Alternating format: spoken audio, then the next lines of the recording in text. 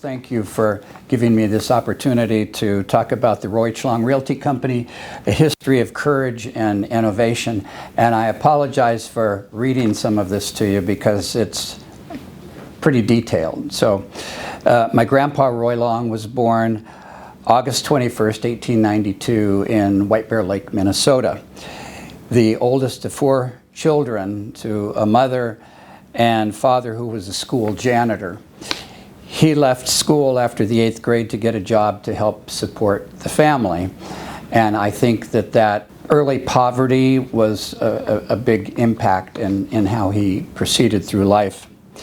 After his service in the United States Army in World War I, he got a job working as a traveling salesman for the Swift Meat Company, traveling his rounds by train.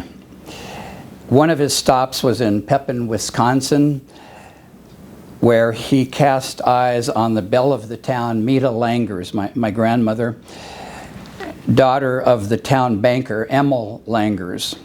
They married, and due to her allergies, moved to California, which offered no help. Meta's brother, Hank Langers, had previously moved to Oracle, Arizona to dry out from tuberculosis and advised them to move to Arizona. They arrived in Tucson in 1920. He worked for the Southern Arizona Bank as a banker and a real estate agent, went on to manage a small company, and then opened Roy H. Long Realty in his home at 1817 East 5th Street in 1926. He operated the company out of a small office attached to the garage there until 1940, moved the company downtown to 92 East Broadway from 1940 to 1946, then to 1826 East 6th Street in 1946, where I went to work in 1977. During his ownership of Roy H. Long Realty from 1926 to 1952, he was known as Mr. Acreage of Tucson for his many land sales. He sold all of the land on the southwest corner of Craycroft and Broadway to Timothy S. Williams, who developed the Williams Addition, now called Williams Center. He helped the city of Tucson purchase the land that is now Himmel Park, which had been a goat farm, helped the city of Tucson establish its first rodeo, and was president of the Tucson Association of Realtors in 1937. He knew architects Roy Place and Josiah Jostler, knew John and Helen Murphy, and told me when they bought all their land in the Catalina foothills, it was known as Murphy's Folly, as who would possibly want to live up there in the foothills. Today, we call them Jostlers, but in his day, they called them Murphys, as Murphy Construction built them. By the time he retired, the courage and innovation of a World War I vet had established a one-company office with 5 salespeople and an outstanding reputation in Tucson. He sold the company in 1952 to my mom and dad, Barry and Marge Long, for $1.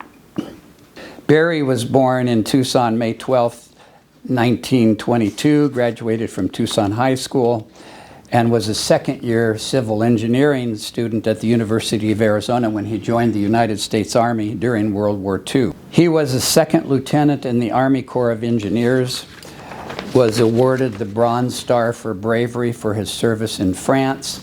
And if you saw the movie Saving Private Ryan, he basically was the Tom Hanks character for what he did.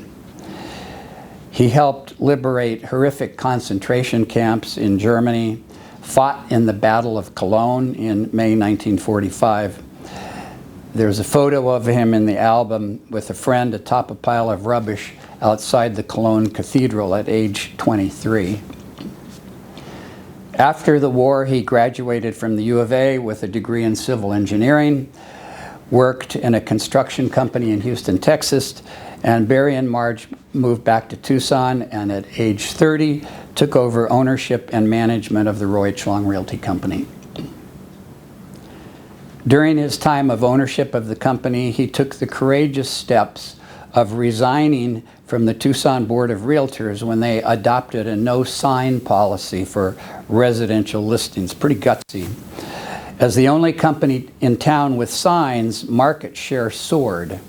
Several other companies followed suit, and within a year, TBR reversed that policy.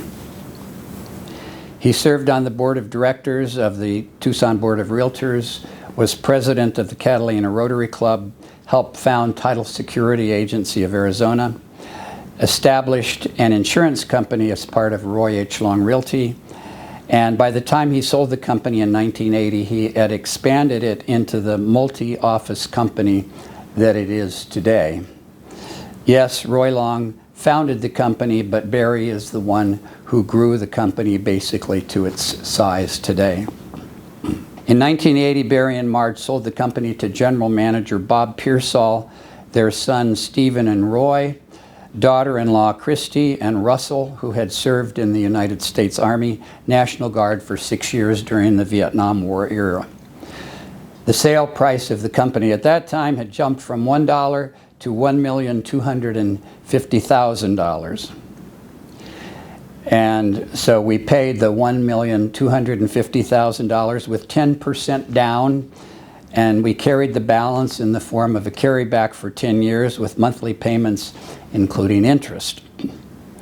As the Long sons were all 31 years old or younger with little money, they exhibited that same courage and innovation, put second loans on their homes to come up with their shares of the 10% down.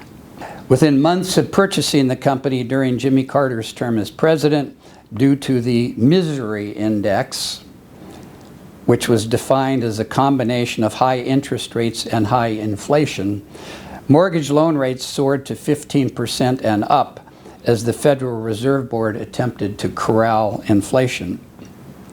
To survive, we sold the insurance division, learned how to sell real estate with carrybacks and wraps. Under Bob Pearsall's guidance, the J. Taylor Advertising Company was hired to create Long's first major advertising campaign, which was I Know Roy Long. It was so successful that the company surpassed its closest competition for the first time to gain Tucson's largest residential market share. During this time, Russell led the charge, challenging the old guard, antiquated multiple listing service, establishing a computerized multiple listing service under the auspices of the Tucson Board of Realtors in 1984. And Russell followed in Roy's footsteps as president of TBR in 1988. Subsequent owners of the company were Steve Quinlan and developer Lex Sears. Steve became the sole owner of the company, now called Long Realty Company, prior to it being sold to Home Services and Berkshire Hathaway.